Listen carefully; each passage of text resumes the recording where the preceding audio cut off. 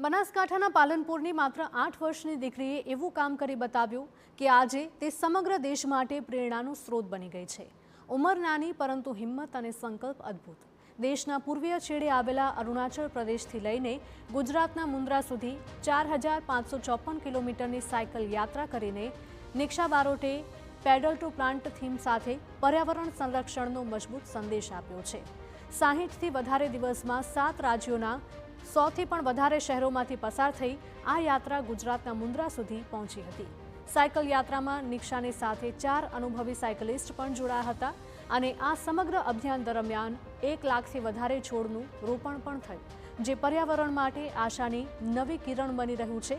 આ અભિયાને વધુ પ્રેરણાદાયક બનાવવા વડોદરાની એવરેસ્ટ વિજેતા અને ભારતથી લંડન સુધી સાયકલ યાત્રા કરનાર નિશા કુમારી પણ સાથે જોડાયા હતા।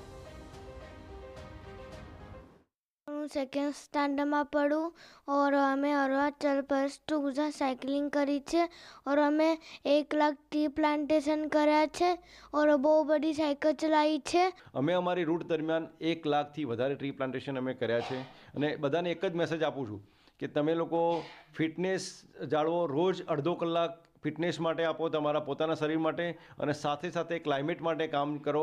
ક્લાઇમેટ ચેન્જ થઈ રહ્યું છે, ડ્રાસ્ટિકલી ચેન્જ થઈ રહ્યું છે, તો પર્યાવરણને બચાવવા માટેનો એક જ સંદેશ છે, એ ટ્રી પ્લાન્ટેશન। તો આપ લોકોને એક જ સંદેશ છે કે ટ્રી પ્લાન્ટેશન સાથે સાથે કરતા રહો। અન્ય દીકરીઓને બી એ જ પ્રેરણા છે કે તમે જે બી ઈચ્છતા હોય એ ફિલ્ડમાં આગળ વધો, અને એવું નથી કે દીકરીઓ કશું નથી કરી શકતી।